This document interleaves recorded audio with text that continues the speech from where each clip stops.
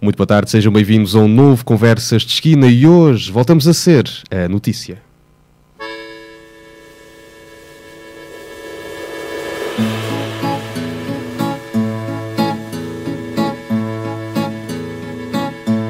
De manhã cedinho eu salto do ninho e vou para a paragem de bandolete à espera do 7, mas não pela viagem. Eu bem que não queria, mas um certo dia a vi-o passar e o meu peito cético por um picado elétrico voltou a sonhar. A cada repique que soa do clique daquele alicate, no modo frenético, o peito cético toca a rebate. Se o trem descarrila, o povo refila e eu fico no sino, pois um mero trajeto, no meu caso concreto, é já o destino. Ninguém acredita no estado em que fica o meu coração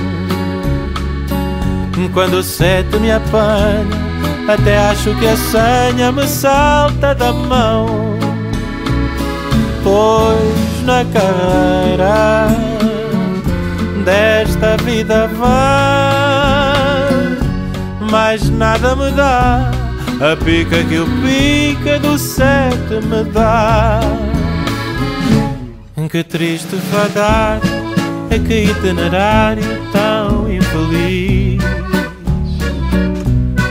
cruzar meu horário com o de um funcionário de um trem da Carris.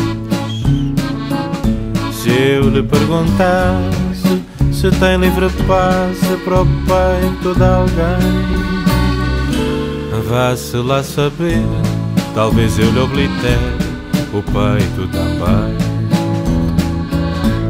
Ninguém acredita no estado em que fica o meu coração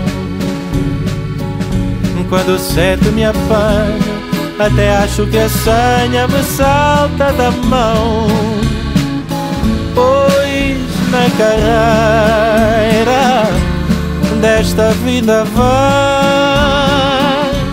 mais nada me dá a pica que o pica do 7 me dá.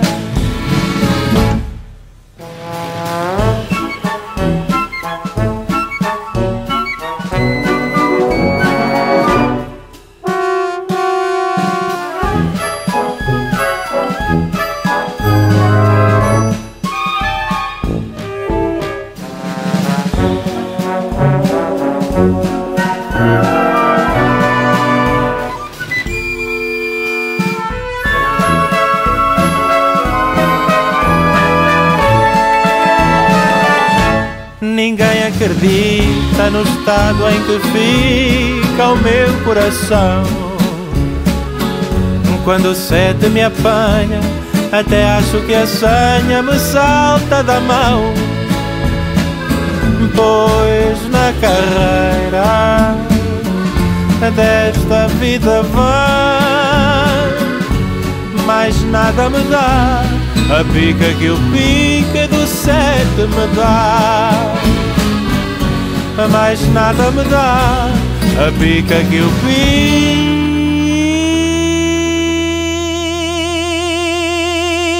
pica do 7 me dá.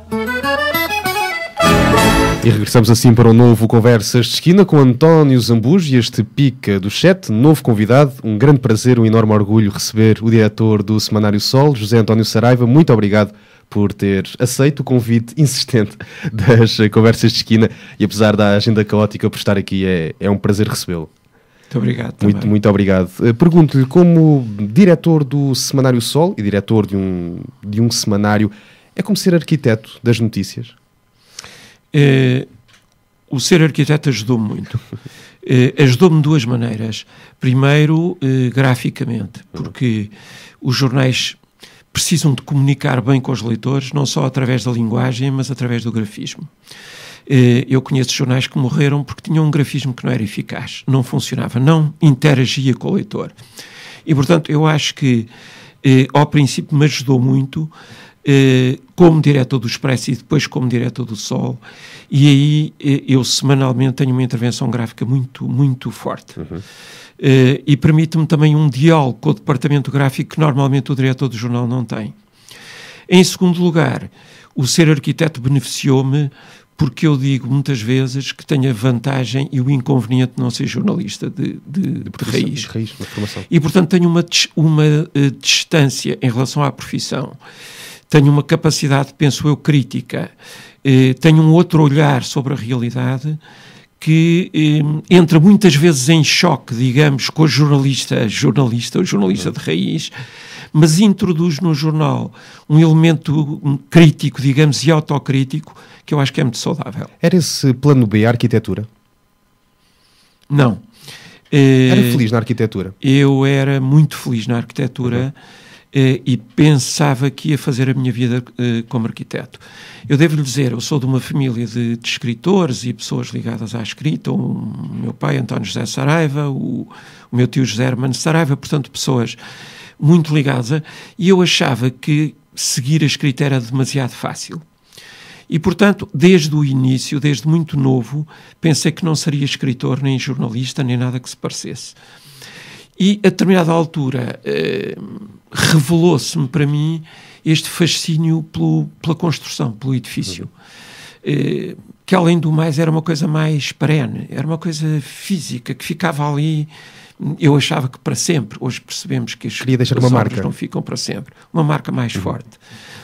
E, portanto, iniciei a profissão com um arquiteto que me ensinou muito, o arquiteto Manuel Tainha, que depois seria Prémio Valmor, morreu recentemente.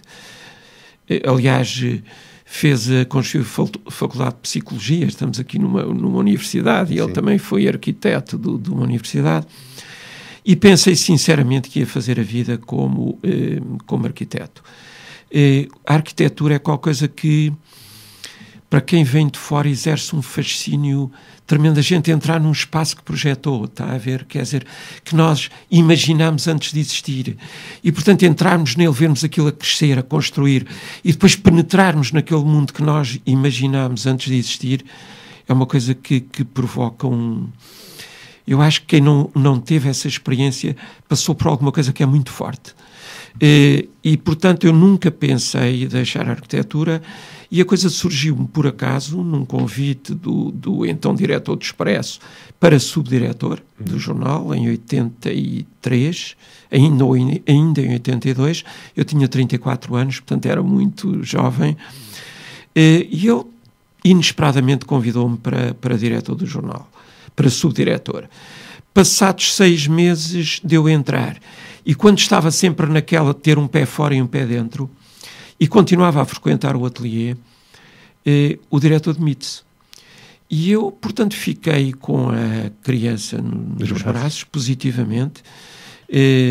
Disse a Francisco Balsemão que não seria diretor do Expresso, portanto, ele tirasse essa ideia da cabeça. Até escrevi um editorial em que dizia claramente que não seria diretor do Expresso nunca, e ele, depois de ler o editorial, antes de ir para a gráfica, pediu-me para cortar essa frase. E eu disse, olha, então guarde-o na gaveta para toda a gente saber que eu o escrevi. Passados uns meses, ele pediu-me para ser diretor, eu resistia, propus vários nomes, o António Barreto, o Pacheco Pereira, o Mário Mesquita, mas ele foi, por uma razão ou por outra, descartando esses nomes, e finalmente eu vi-me sozinho no meio da arena, positivamente, e o Expresso era uma arena, pelo que eu posso explicar daqui a... E pronto, e portanto vestia a farda de toureiro, e eu penso que o facto de ter estado 23 anos à frente do Expresso resultou de uma coisa simples, é que eu nunca ambicionei ser diretor do Expresso, essa é a verdade. E foi preciso um grande amor para deixar a arquitetura para trás? Um grande amor pelo jornalismo, pelas palavras? Não, sabe... foi mais intuição? O meu tio José Hermano Saraiva, quando eu assumi a direção, mandou-me um postalzinho dizendo assim, são felizes as pessoas que podem fazer aquilo que gostam. E eu fiquei com o postal na mão e pensei, mas eu não sei se é isto que gosto. Eu, na altura, fui empurrado pelas circunstâncias para a direção do Expresso, verdadeiramente. E o que eu gostava era de fazer arquitetura e de poder voltar à arquitetura. Eu posso lhe dizer que durante anos, talvez 10 anos, e tenho isso bastante presente, eu tive sempre essa dúvida. Eu terei feito bem em ter deixado a arquitetura e ter vindo para aqui. Ao fim de 10 anos percebi que não tinha retorno. Que já não sabia fazer arquitetura, porque, entretanto, a profissão mudou, como sabe, houve a introdução dos computadores, portanto, tudo na arquitetura se alterou, e, portanto, eu percebi que já não sabia fazer arquitetura, para além de uns projetos que fazia e continuo a fazer para os amigos, uma casa de campo, a reestruturação de uma pequena casa, uma piscina para a minha casa ou para a casa de alguém conhecido. Agora, eu já não sei fazer arquitetura a um nível profissional. E, portanto, a partir daí tive, digamos, que abraçar esse novo casamento, se quiser, mas ainda hoje, eu sempre que pego na lapiseira sinto uma nostalgia enorme. E hoje, olhando para trás, existe espaço para a palavra arrependimento? Não, eu não me arrependo. Há saudade? Eu não me arrependo. Agora, como lhe disse, eu sempre que pego na lapiseira... é como se voltasse um bocadinho à juventude e à adolescência, e tenho essa nostalgia, que não é arrependimento.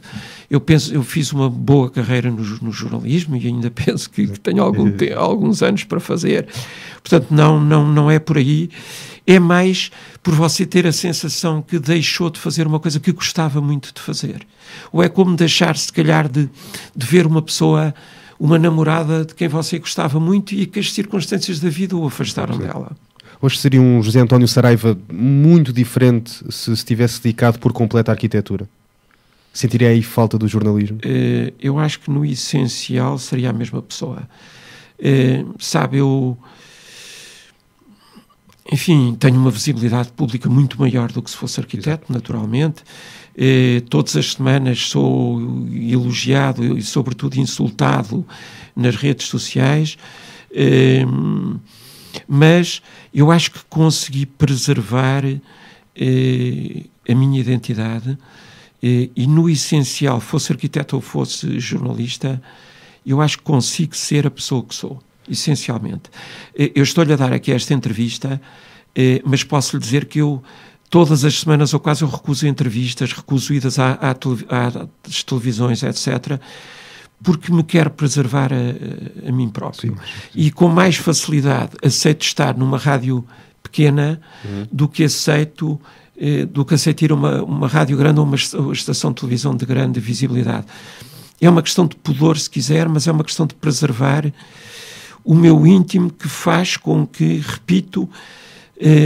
eu, no essencial, continuo a ser o mesmo José António Saraiva, que fazia arquitetura e hoje faz jornalismo. Falou aí na questão da exposição pública. É algo que o incomoda? Sim. Ser falado todas as semanas? Sim, incomoda-me.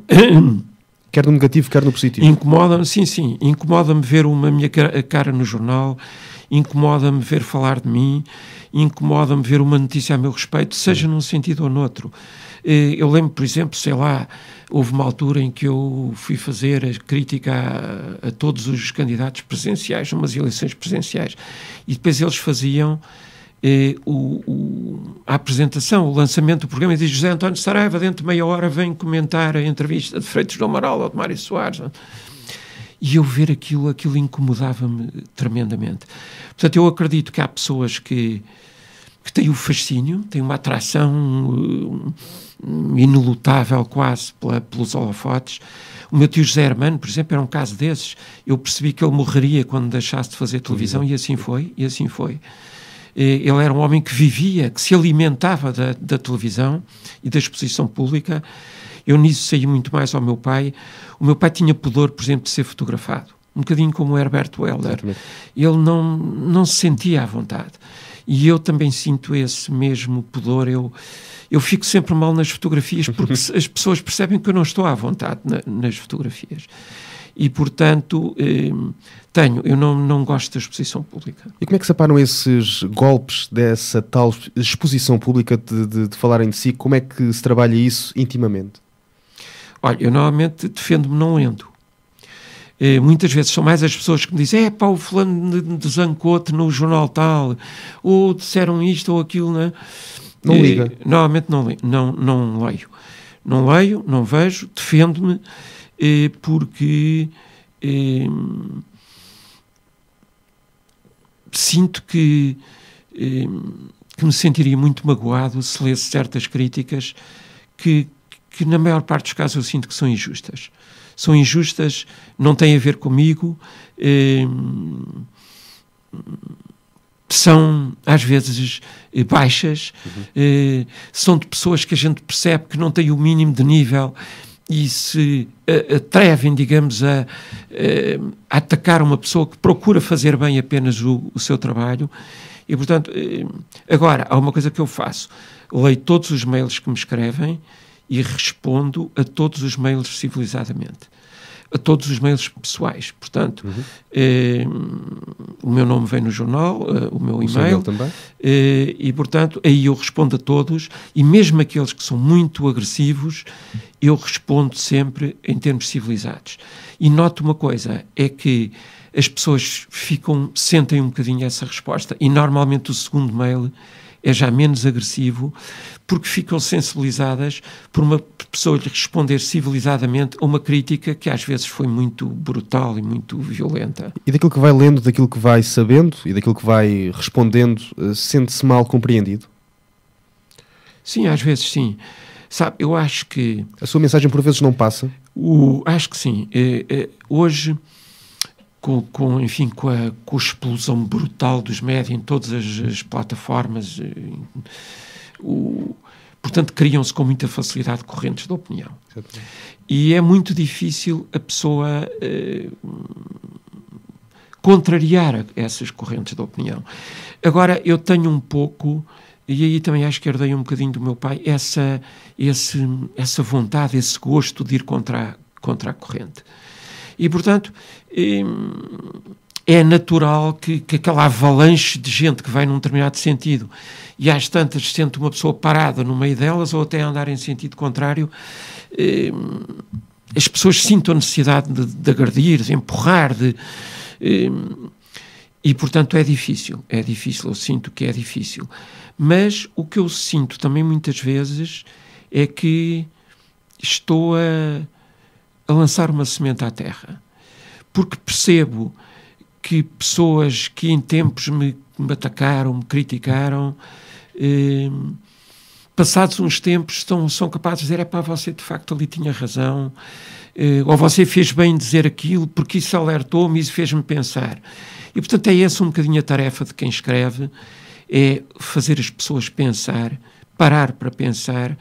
E, nesse sentido, eu acho que presta um bom serviço, não indo normalmente na corrente, não indo na onda, dizendo coisas diferentes, interpelando as pessoas nas suas certezas, e verifico que na altura é difícil, na altura sou muitas vezes incompreendido, mas, passado uns tempos, repito, mesmo pessoas que na altura me agrediram com violência, dizem, alguma coisa ficou daquilo que você escreveu na altura, alguma coisa em mim ficou. É o primeiro a dar o corpo às balas? Não sei se sou o primeiro, mas dou o corpo às balas. Não direi se sou o primeiro. Às vezes penso que sou o primeiro e não sou. Por exemplo, posso dizer uma coisa muito engraçada a propósito desta lista VIP, onde eu escrevi uma coisa completamente diferente do que se estava a escrever. E eu disse a um colaborador nosso, o Francisco Sá Filho Cabral, eu hoje vou escrever o contrário do que toda a gente diz. E contei-lhe, e ele diz, mas eu já escrevi isso. Portanto, às vezes penso que sou o primeiro e não sou. Mas dou o corpo às balas. Esse falatório, essa exposição pública que tem, em alguma medida, de alguma forma, já toldou a sua opinião? Já pensou, não vou escrever este parágrafo, não vou escrever aquela palavra? Ou ainda é um homem de opinião livre? Não, nunca, não. Penso sempre, escrevo sempre aquilo que penso. e procuro escrevê-lo da maneira mais clara possível. Ou seja, não me refugio nas palavras, como alguns, ou nas meias palavras, para fazer passar uma ideia habilidosamente. Não. Eu procuro escrever da forma mais clara aquilo que penso, e por isso às vezes alguns até acham que é provocatória. Não é. É apenas a tentativa de dizer o que penso da maneira mais clara possível.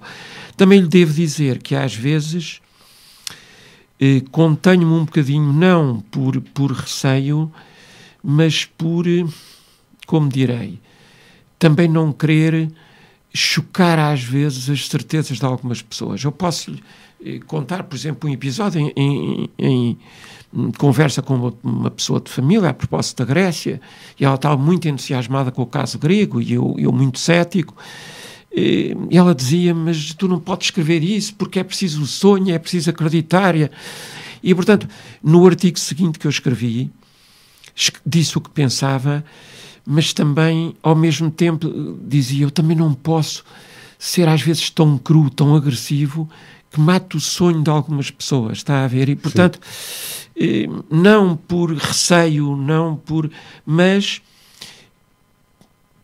digamos, para dar também um bocadinho o espaço ao sonho de algumas pessoas que pensam de maneira diferente. Não é uma questão de defeito, mas sim de feitio? Talvez. Sempre foi assim também na sua vida. Falava aí na questão da Grécia e presumo que seja na questão do Syriza e das eleições gregas em janeiro, e por isso também lhe pergunto, as pessoas ainda estão muito afastadas da verdadeira realidade? Eu acho que agora já há menos. Mas ainda desejam sonhar. Mas desejam sonhar. E eu percebo porque, quer dizer, é triste, é esmagador, é deprimente haver uma verdade única.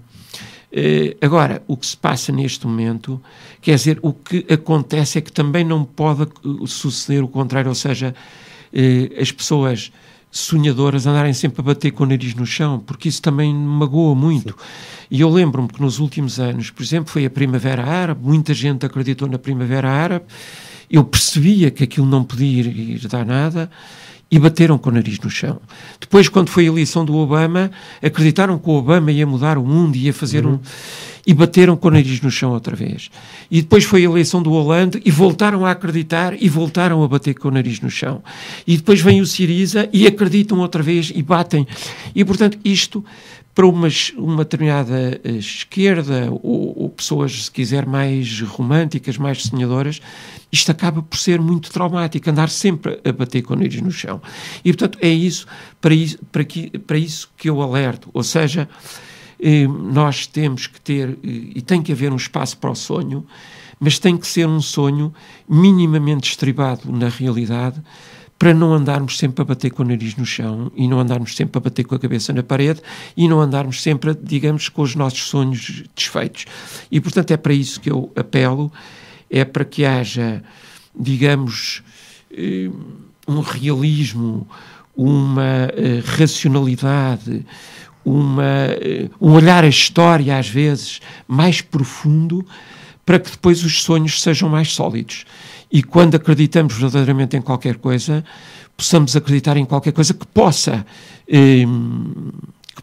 mobilizar? Sortir, ter efeito, mobilizar, e não em qualquer coisa que se desfaça ao primeiro embate, como foi o caso da Primavera Árabe, ou foi o caso do Obama, ou foi o caso do Hollande, ou eu penso que vai ser o caso do Syriza, e já se está a ver, porque entraram, digamos, entraram com ganas de leão, e a pouco têm que vir a encolher as garras, porque efetivamente, digamos, há regras numa comunidade e as pessoas têm que cumprir as regras. Também não podem chegar e quererem que os outros mudem todos para eles fazerem um pouco aquilo que querem, não é? Também não acredita para não se magoar? Não, há algum travão que coloca a si próprio? Não, eu penso que não é isso. Sabe, a arquitetura, você falou no princípio da arquitetura. Sim. A arquitetura também me deu uma coisa que normalmente as pessoas da área das humanidades não têm, que é um espírito muito racional e de escalpe da realidade muito. O arquiteto tem que pensar num edifício desde digamos, a ideia geral, como o edifício se integra na paisagem, até ao pequeno pormenor, ou à escolha do pavimento, à escolha da maçaneta da porta, à escolha do interruptor. E isso, de facto, dá uma disciplina mental que muitas vezes as pessoas das humanidades não têm, porque têm uma maior leveza, se quiser, de pensamento. Pensam com maior leveza, talvez de uma forma mais romântica, e, portanto, a arquitetura deu-me uma disciplina de pensamento que eu verifico que traz uma aderência maior à realidade. Quer dizer, certas coisas, se você ler as minhas crónicas desde o tempo do Expresso, eu faço análise política há mais de 30 anos, normalmente as minhas crónicas podem-se ler. Ou seja, aquelas em que eu me enganei redondamente são muito poucas. E isso porquê? Porque eu penso que a arquitetura me deu esses instrumentos de análise da realidade que permitem um escalpe mais profundo e, portanto, acertar mais. E essa racionalidade já lhe trouxe dissabores ao longo da vida, ao longo da carreira? Esse pragmatismo? Já pensou em mudar? Não. Não, sabe, às vezes eu tenho pena, como dizer, quer dizer, tenho pena de não ser um pouco mais emotivo, mas mais no sentido da escrita. Ou seja, eu não tenho nenhum fascínio para a poesia, por exemplo. E, portanto, sinto que a minha linguagem também às vezes é muito fria, é muito racional, é pouco poética, tem poucas imagens. E, se quiser, talvez a minha pena de não ser às vezes um pouco mais sonhador, não é ao nível das conclusões, é ao nível da forma. Eu talvez, digamos, uma atração maior por uma maior leveza, me permitisse uma linguagem mais poética, que, por exemplo, na ficção, que eu também exercito, podia talvez levar mais longe. Eu penso muitas vezes isso. Nessa linguagem, nessa escrita, e voltando às crónicas e à análise política, perdeu amigos, perdeu companheiros pelas opiniões que teve? Não, amigos propriamente não. Mas tenho tido... Houve gente a virar-lhe costas? Sim, tenho tido na vida episódios que me têm gostado. Por exemplo, o professor Freitas do Amaral, que era uma pessoa que eu apreciava e a determinada altura cortou relações comigo por causa de um artigo que eu escrevi. Marcelo Rebelo de Sousa, a mesma coisa, também tínhamos uma relação muito próxima e a partir de certa altura, por causa de um artigo que eu escrevi, também praticamente cortou relações. E isso tem acontecido com muita gente. Uns... repito, que estão próximos de mim e, portanto, e ficam magoados digamos, com a frieza, talvez, que eu demonstro em determinadas ocasiões. Outros que não me conhecem e formam uma ideia de mim que eu também acho que é errada. Ou seja, a partir da minha escrita, eventualmente, repito, muito fria e demasiado racional, depois formam de mim uma pessoa quase gélida, incapaz de ter um momento de fraqueza, de dar lugar à poesia, e isso, e eu penso que tem de mim uma imagem errada. Eu verifico isso, por exemplo, em pessoas que vão para o Sol, jornalistas, jovens jornalistas, que passado uns dias de lá estarem dizem: diretor, eu fazia de si uma pessoa completamente diferente. Eu, a partir das suas crónicas, ou de o ver na televisão, fazia de si uma imagem de uma pessoa completamente diferente, uma pessoa fria, uma pessoa sendo incapaz de perceber os sentimentos do próximo, uma pessoa muito mais dura, vim encontrar de facto uma pessoa que para mim não existia. E, portanto, calculo que a partir da minha escrita as pessoas fazem de mim uma ideia errada. E cria-lhe mágoa a imagem que as pessoas têm de si? Um pouco.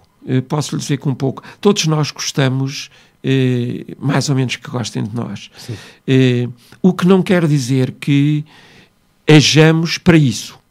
Agora, eu, por exemplo, como lhe disse há pouco, não ia escrever de maneira diferente para as pessoas gostarem mais de mim. Sim. Isso não.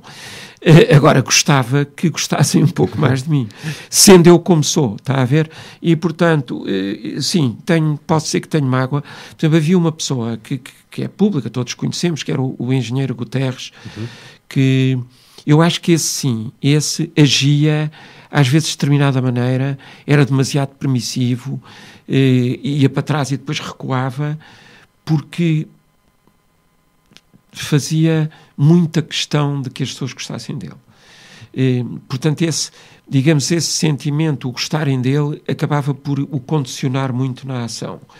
Eu não me deixo condicionar, mas gostava que gostassem mais de mim, é verdade. Esses afastamentos de que falou-se são desilusões ou circunstâncias da vida? Apenas isso só?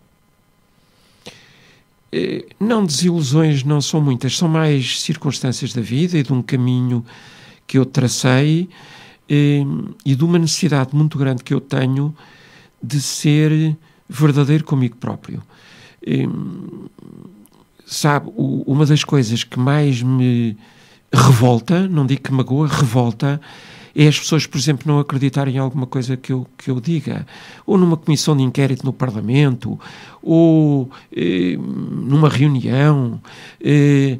Quer dizer, não acreditarem no que eu digo é aquilo que me custa mais, porque é um esforço permanente que eu faço de ser autêntico e ser verdadeiro comigo próprio. Tem falta dessas pessoas que se têm afastado?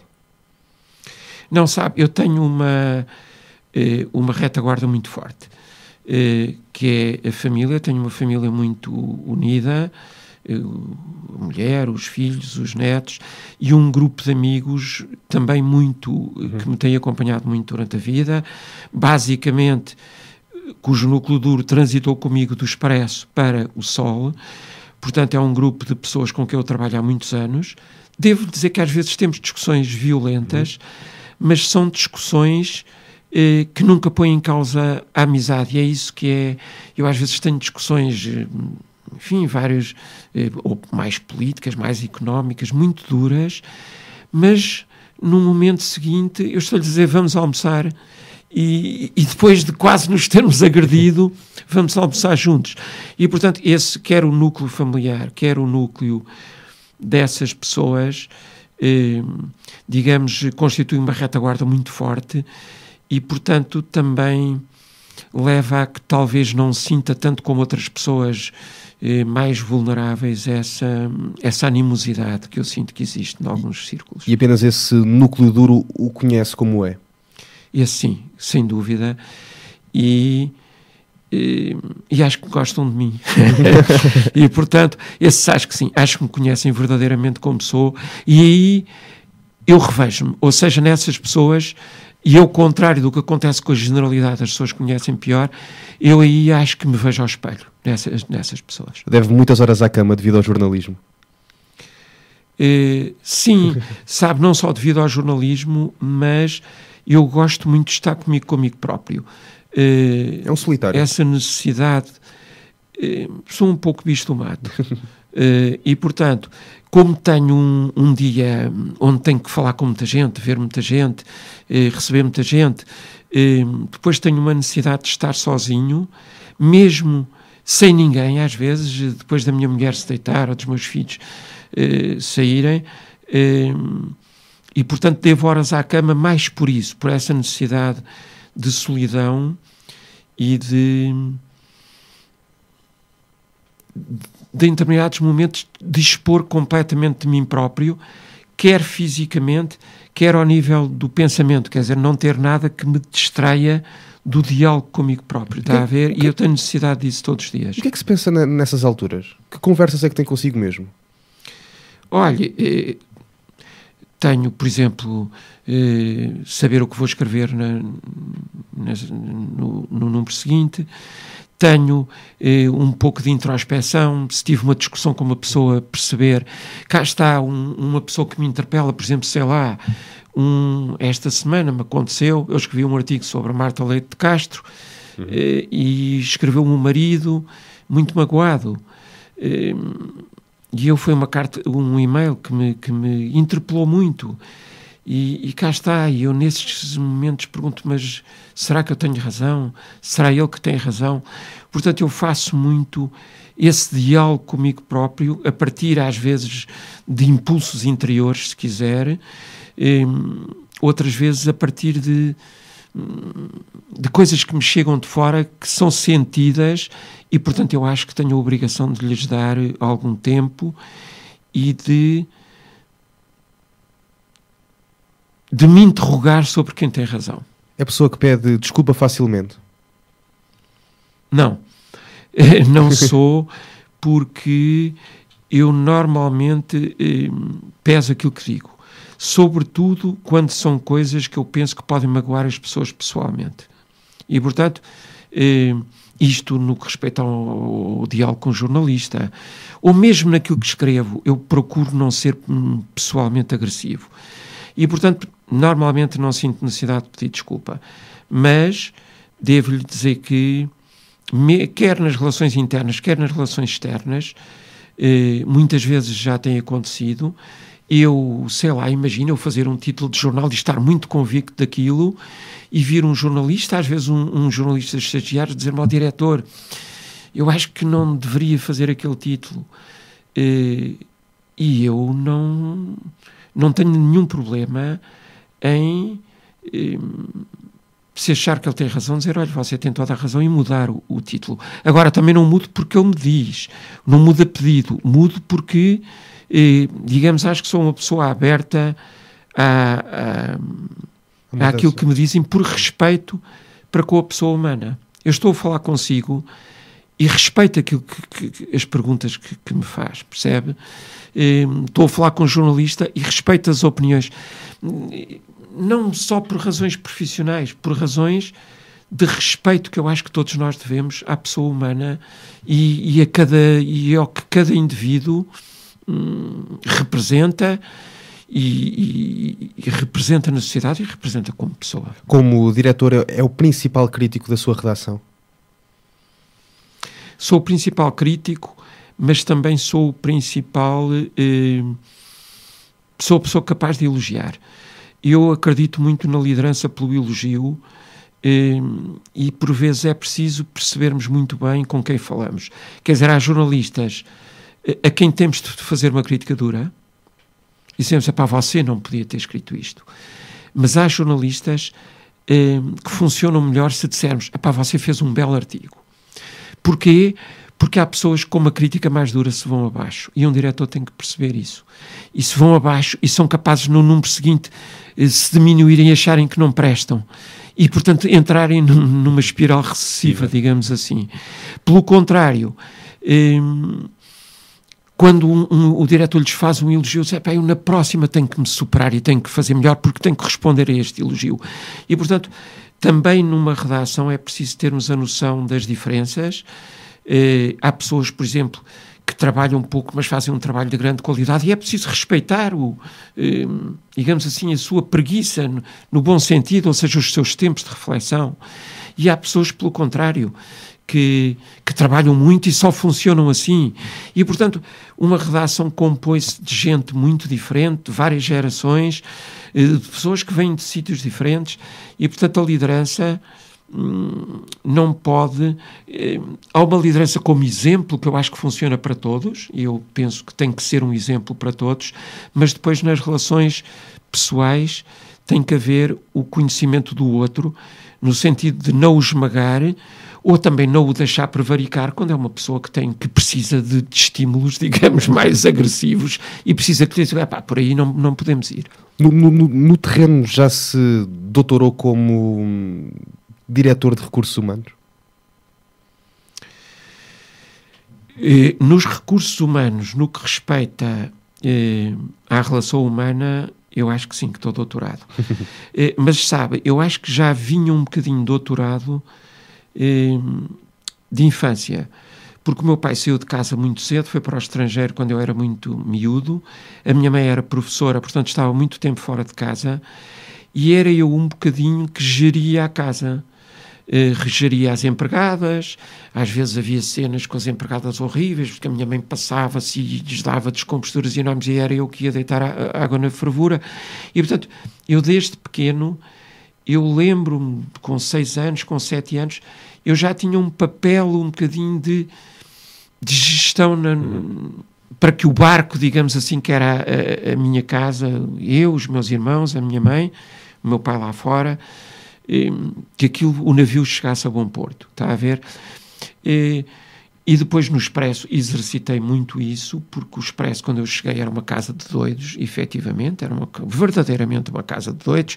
Ainda havia muitos ecos do período revolucionário, havia muitos conflitos humanos, havia muitas pessoas que se achavam o máximo, e eu era o diretor novato que chegava ali e vinha dirigir, digamos, um conjunto de estrelas, e portanto estou aí, eu acho que tenho um doutoramento verdadeiramente.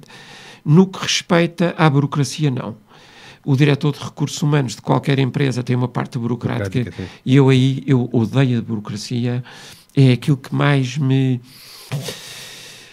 mais o enerva. Mais enerva, mais me esmaga, é o ter que lidar com a burocracia. E, portanto, aí estou analfabeto completamente. Mais do que um jornalista transformou-se num agregador de pessoas? Talvez. Acho que sou um opinador por um lado, e acho que aí tenho um papel, porque cá está, porque sou autêntico e porque não tenho medo de dizer algumas coisas, e por isso abre o caminho a outros que eventualmente pensam o mesmo que eu, mas não o tinham coragem de verbalizar. Internamente, acho que sim, acho que tem razão, sou mais um agregador, uma referência e um exemplo, porque qualquer pirâmide tem que ter um vértice. E eu sinto que, estando no vértice da pirâmide, tem que ser o exemplo para todos, e isso esforço muito para o ser. É preciso batalhar muito para ter um elogio sincero seu? Não.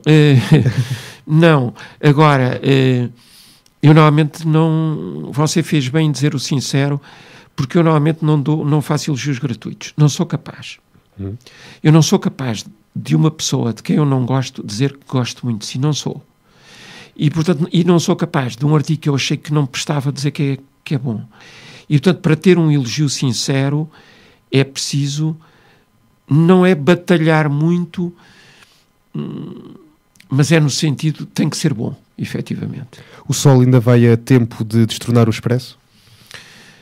Olha, eu já acreditei que isso era inevitável, já acreditei que isso era impossível, e hoje acredito que isso é possível. Se quiser uma comparação, o Expresso é um bocadinho uma baleia, e nós somos talvez um carapau seja pequeno demais, mas uma pescada, imagine. E, portanto, o meio da comunicação social é um meio de concorrência muito grande, é talvez o meio da nossa sociedade mais concorrencial de todos, por causa das novas tecnologias, por causa porque é um meio que fervilha constantemente, que está constantemente na primeira linha, a procurar a notícia, a dar melhor opinião. Portanto, há um combate constante por estar na primeira linha, e, portanto, isso é muito desgastante. E um animal, digamos, maior é mais vulnerável do que um animal mais pequeno. Portanto, eu acho que se nós, a longo prazo, se nós nos conseguirmos aguentar como empresa, e tendo este lado lusófono, que é muito importante, sim, porque eu acredito muito no nosso projeto em Angola, nós já estivemos em Moçambique, eventualmente voltaremos para lá, e as relações no espaço lusófono são cada vez mais fortes, são cada vez mais importantes. Portugal é importante pelas relações que tem com países lusófonos. Angola fortalece pelas relações que tem com países da União Europeia, e, portanto, e o mesmo para Moçambique, o mesmo para Cabo Verde, o mesmo para o Brasil, e, portanto, o espaço lusófono é uma coisa muito forte, é uma coisa com grande futuro num mundo cada vez mais globalizado, e, portanto, eu acho que esta presença na lusofonia, quer ao nível de afirmação de projeto jornalístico, quer ao nível financeiro, conjugado com uma presença que já é razoável no mercado português, onde nós temos liderado muitos casos, desde o caso Freeport, ao caso Face Oculta, ao caso agora mais recente Sócrates, ao caso Braga Parques, ao caso Isaltino Moraes. Quer dizer, o Sol, nestes 7 anos e tal de vida, tem liderado muitas vezes os grandes casos mediáticos em Portugal e, portanto, eu acredito que nós, a mantermos esta chama, podemos ter a esperança de ser o primeiro semanário. Em algum momento pensou dar essa batalha como perdida? Pensei. Em desistir de tudo? Desistir não. Desistir nunca. Mas pensei que a batalha com o Expresso era uma batalha perdida. Agora, o que verifico, e porque é que eu, digamos, hoje estou mais otimista, para ir um pouco atrás, dei a batalha quase como perdida a quando da crise. Sim. Porque quando rebentou a crise, havia muita gente que acumulava os dois, e portanto e isso dava-nos, obviamente, umas vendas ainda muito elevadas. Quando começou a crise, eu senti que havia muitas pessoas que estavam a optar ou por um ou por outro. Obviamente houve muita gente que optou pelo Sol, e há muita gente que me diz, olha, eu era leitor do Expresso e hoje sou leitor do Sol, mas também tenho a noção, e não sou irrealista, de que o jornal maior, obviamente, foi o que caçou o maior número de leitores indecisos. E, portanto, o Expresso aí, digamos, engrossou e nós sofremos uma quebra. Ultimamente, estamos numa fase diferente. O Expresso continua, digamos assim, uma quebra constante que era inevitável, porque todos os jornais do mundo, todos os grandes jornais do mundo, como sabes, estão a cair no papel, e o Sol conseguiu inverter essa tendência descendente e hoje está numa trajetória ascendente. E, portanto, sendo a distância entre os dois muito grande, mas, digamos, essa inversão da trajetória permite-me algum otimismo. Este país ainda é para jornalistas? Será, embora eu acho que o jornalismo está numa fase crucial. Está numa fase crucial de tudo ou nada? Por tudo. Pelas novas tecnologias. Quer dizer, nós não sabemos de todo como é que vai ser a comunicação social daqui a 10 anos. Você não sabe. Ninguém sabe. Não faz ideia nenhuma. E, portanto, há uma coisa aí essencial no jornalista, que é manter a cabeça aberta. Ou seja, se você cristaliza num determinado modelo de exercício da profissão e até numa determinada forma de encarar o jornalismo, está condenado por daqui a 2 ou 3 anos e acabou. Está a ver? Portanto, a maneira mais correta de estar no jornalismo, e eu estou à vontade para dizer isto porque já tenho muitos anos de jornalismo, é estar no jornalismo de cabeça totalmente aberta. E você estar disponível para ter amanhã uma abertura em relação às novas plataformas, em relação ao modelo de negócio, em relação a tudo, para poder, digamos assim, ir sobrevivendo neste mundo que é imprevisível. E se você cristaliza um modelo, vai ao fundo, rapidamente. Portanto, o segredo é, efetivamente, manter a capacidade de a cada momento se adaptar àquilo que são as novas condições, mantendo, e isso também é essencial, obviamente, mantendo a sua identidade. Mantendo aquilo que é você na sua essência. Agora, ao nível da comunicação, digamos assim, da maneira de comunicar, você tem que estar aberto a todas as mudanças. Mas ainda é possível estar preparado para esta mudança à velocidade da luz? Eu faço o possível e depende muito das pessoas. Sabe, eu vejo, e isso é muito engraçado, eu vejo pessoas mais novas do que eu e que começaram, digamos, se quiser, num patamar de mudança mais rápido do que eu, e que hoje eu sinto que estão atrás de mim no que respeita, ou seja, cá está, foram pessoas que começaram muito depressa, mas depois cristalizaram no modelo. Eu talvez, e esforço-me por isso, continuo a manter, apesar de estar nisto há 40 anos, 30 e tal anos, continuo a manter uma grande abertura. E aí, deixe-me outra vez voltar ao princípio, eu acho que a arquitetura foi importante nisso. E porquê? Porque um arquiteto é alguém que está sempre a criar. Um arquiteto não vai fazer 2 casas iguais. Hoje tem uma encomenda para uma moradia, amanhã tem uma encomenda para um museu, depois para fazer, sei lá, um projeto de urbanização. E, portanto, o arquiteto é alguém que está também em permanente movimento. Está a ver?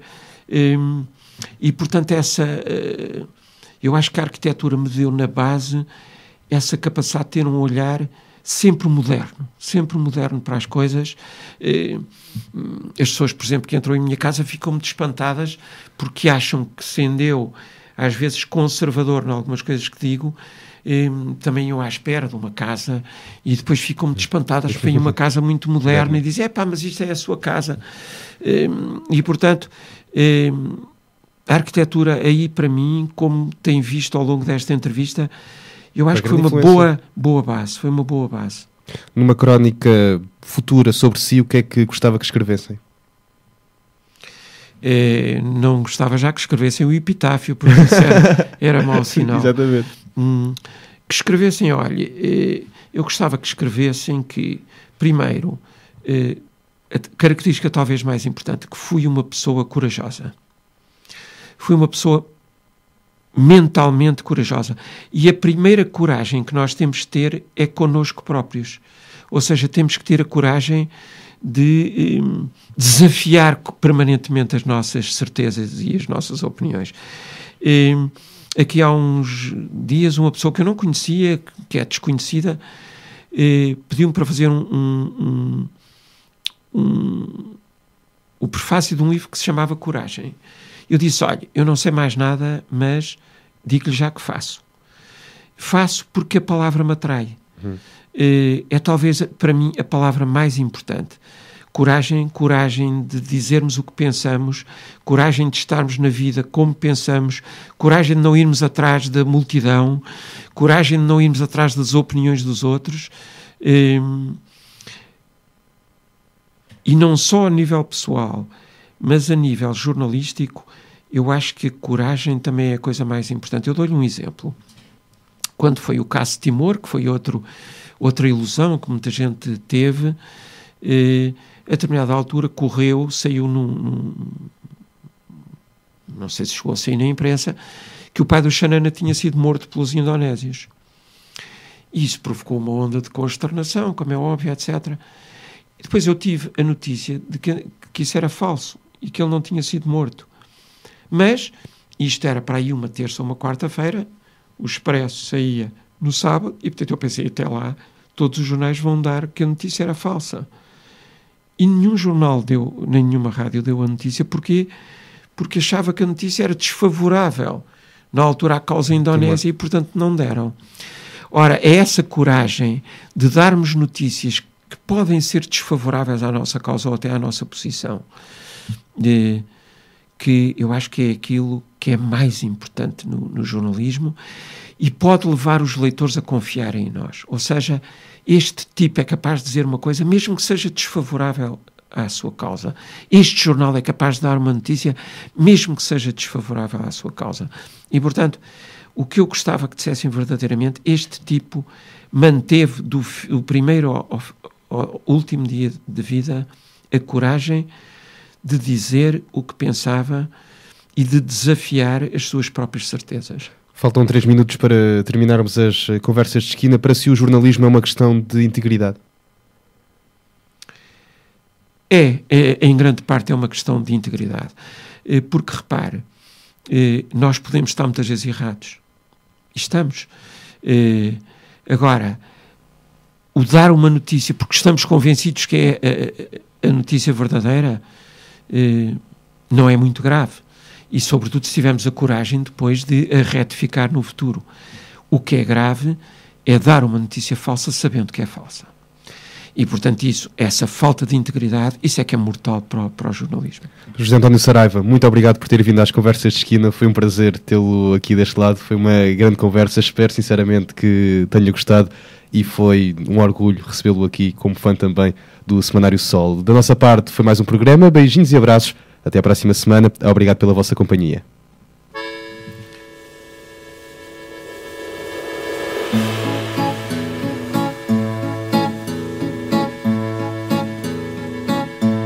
De manhã cedinho eu salto do ninho e vou para a paragem de bandolete à espera do 7, mas não pela viagem. Eu bem que não queria, mas um certo dia a vi-o passar e o meu peito cético por um pica de elétrico voltou a sonhar. A cada repique que soa do clique daquele alicate, no modo frenético o peito cético toca, rebate. Se o trem descarrila, o povo refila e eu fico num sino, pois um mero trajeto, no meu caso concreto, é já o destino. Ninguém acredita no estado em que fica o meu coração quando o 7 me apanha, até acho que a senha me salta da mão, pois na carreira desta vida vai, mais nada me dá a pica que o pica do 7 me dá. Que triste vagar, que itinerário tão infeliz, cruzar meu horário com o de um funcionário de um trem da Carris.